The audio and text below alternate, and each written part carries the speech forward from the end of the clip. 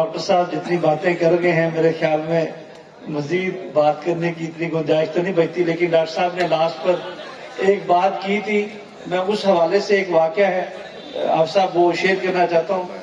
جب میں بھی یونیورسٹی کا اسٹوڈنٹ تھا تو جب نوجوان ہوتا ہے تو اس میں بڑے جذبات ہوتے ہیں، شدت بھی ہوتی ہے کچھ مسائل کو لے کے، اور کچھ بھٹکتا بھی ہے انسان۔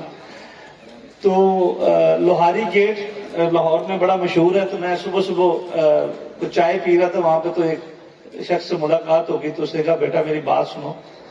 تو میں ان کے پاس بیٹھ گیا تو انہوں نے مجھے ایک واقعہ سنانا شروع کیا۔ انہوں نے کہا کہ روڈ پہ نا ایکسیڈنٹ ہوا، ایک موٹر سائیکل والے کا اور ایک سائیکل والے کا، اور قصور جو تھا موٹر سائیکل یا گاڑی والا جو بھی ہے قصور اس کا زیادہ تھا، اور سائیکل والا جو قریب تھا اس کا قصور تھوڑا کم تھا یا تھا نہیں اس کا۔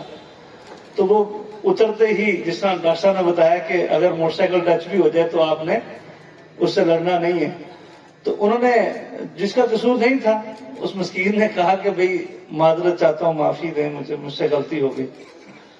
تو جس کا قصور زیادہ تھا، جس نے قصور تھا، جس کی وجہ سے ایکسیڈنٹ ہوا، اس نے اسے برا بھلا کہنا شروع کر دیا۔ وہ پھر معذرت کرتا ہے، وہ پھر اسے برا بھلا کہتا ہے، ایک بار پھر معذرت کرنے پہ وہ اسے گالی نکال دیتا ہے، وہ پھر بھی اس سے معذرت کرتا ہے، اور جب پھر بھی وہ معذرت کرتا ہے تو وہ اس کو اتر کے موٹر سائیکل سے اسے تھپڑ بھی مار دیتا ہے۔ جب اسے وہ تھپڑ بھی مار دیتا ہے تو کچھ ارد گرد کے لوگ ہوتے ہیں وہ اسے دیکھ رہے ہوتے ہیں، اور وہ اس سے پوچھتے ہیں کہ بھائی ہم دیکھ رہے ہیں کہ قصور بھی تمہارا ہے اور تم اس غریب شخص کے اوپر ظلم بھی کر رہے ہو۔ تو وہ آگے سے جواب جو دیتا ہے نا وہ مجھے ہلا دیتا ہے۔ وہ شخص جواب دیتا ہے کہ اس کو کہیں کہ مجھے آگے سے کچھ کہے، کیونکہ یہ مجھے کچھ کہہ نہیں رہا، تو مجھے اندر سے نا ایسے تھپڑ لگ رہی ہے، اندر سے مجھے ندامت فیل ہو رہی ہے۔ یہ اگر مجھے آگے سے تھپڑ لگا دے، مجھے گالی بھی دے دے، مجھے برا بھلا بھی کہہ دے، تو حساب برابر ہو جائے گا، میں چلا جاؤں گا۔ تو ڈاکٹر صاحب والی بات کہ اگر ہم اپنے رویے چینج کر لیں تھوڑا سا، اگر ہم یہ سوچنا شروع کر دیں کہ معاف عفواً درگزر کی جو ہے وہ عادت ڈال لیں، تو بہت سارے مسائل جو ہے نا وہ حل ہو سکتے ہیں۔ بہرحال یہ تو ڈاکٹر صاحب کی بات سے ایک بات نکلی تھی، تو میں ایک چھوٹا سا پوائنٹ لے کر آیا تھا کہ میں آپ لوگوں سے شیئر کروں گا۔ اکثر بچے جو ہے وہ اسٹوڈنٹ لائف میں، ابھی یونیورسٹیز میں بہت ساری سوسائٹیز ہیں، اکثر کو لیڈرشپ پہ بات ہو جاتی ہے، کریکٹرسٹکس پہ بات ہو جاتی ہے، تو کویشچن ہونا شروع ہو جاتا ہے کہ حکمت کیا ہے جی، جس کی بڑی کمی ہوگی ہمارے ہاں، ہماری قوم کے اندر، ہم اس کو بھول گئے ہیں، جو اصل میں مومن کی میراث تھی کہ ہم اس کو بھول گئے ہیں کہ حکمت کیا ہے۔ تو حکمت کیسے آتی ہے، تو اس پہ تھوڑی سی جو میں نے اپنی لائف کے اندر اسٹڈی کی ہے، تو اس کو پرکھنا بڑا ضروری ہے۔ ڈیٹا، ہم کیونکہ سب لوگ آج کل انفارمیشن کے دور کے اندر، تو ڈیٹا بڑا ہم نے نام سنا، ڈیٹا ہوتا ہے جی، ڈیٹا بڑا کلیکٹ کیا، سگنلز، کمیونیکیشن، میڈیمز، ان کی ہم بات کرتے ہیں۔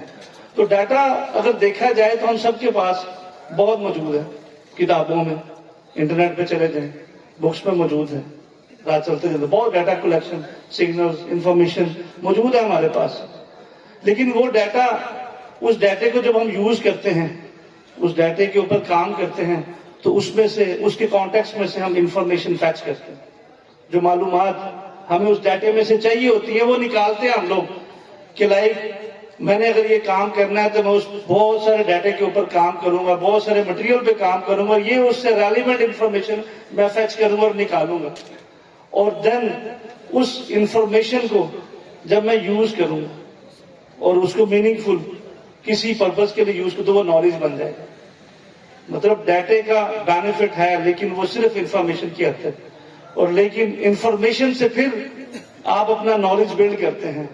لیکن نالج جو ہے، جب نالج کو آپ اپنی لائف کے اندر اڈاپٹ کر لیتے ہیں، جب ہم یوز کرنا شروع کر دیتے ہیں اور اس نالج کو ہم انہیل کر لیتے ہیں اپنی باڈی کے اندر یا اپنی لائف کے اندر، تو پھر وہ جتنی بھی نالج ہوتی ہے، جب بھی آپ لائف کے اندر کسی مشکل میں بیٹھے ہوتے ہیں یا کوئی مسئلہ آپ کو درپیش آتا ہے یا کوئی بھی ایشو آتا ہے، تو آپ اس نالج کی بیس کے اوپر ایکچولی کوئی ڈیسیجن کرتے ہیں، پریویس جو آپ کا جو نالج ہوتا ہے اس کی بیس کے اوپر، تو دین اس شخص کے اندر جو ہے نا وہ حکمت، وزڈم جو ہے نا وہ آنا شروع ہوتا ہے۔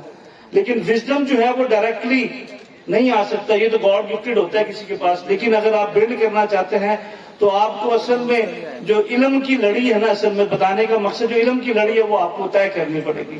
جو علم آپ حاصل کر رہے ہیں، نارملی یہ ہوتا ہے کہ ہم علم حاصل کرتے ہیں، جاب کریں بس ٹھیک.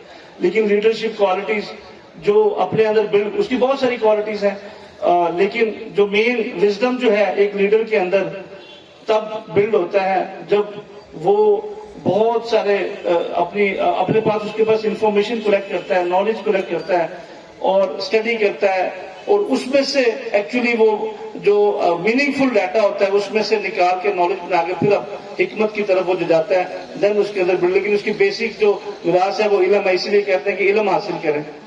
حکمت جو ہے وہ علم کے ساتھ آنی ہے، ویسے نہیں آ سکتی. اگر علم نہیں ہوگا، ادروائز اگر حکمت نہیں ہوتی تو اسی لیے ہم لڑنے پڑ جاتے ہیں.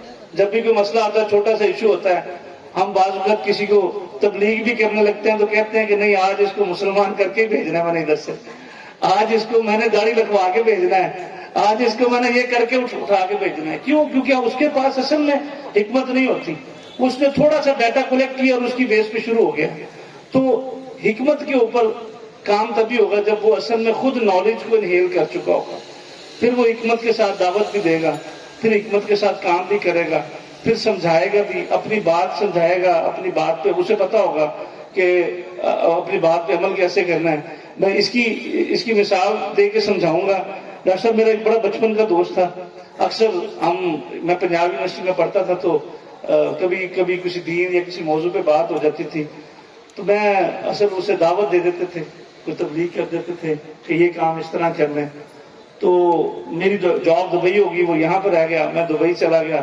تو ہمارے یہاں نارملی ہوتا ہے نا، تو ہم نے انٹرنیٹ سے دیکھا، ایک مسئلہ پکڑا، اس کی ریفرنس کوڈ کیا، فلاں بھائی فلاں، فوراً دیا بھی، اب یہ دیکھو تم غلط کر رہے ہو اور ہم صحیح کر رہے ہیں، اور اسے کوڈ کیا اور اس کو غلط ثابت کرنے بیٹھ گئے.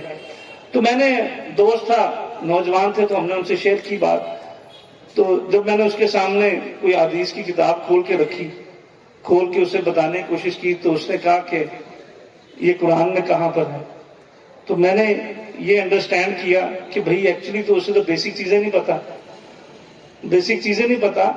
اور دوسرا فیکٹ یہ ہو سکتا تھا کہ میں اسے وہیں پر لڑنا شروع کر دیتا.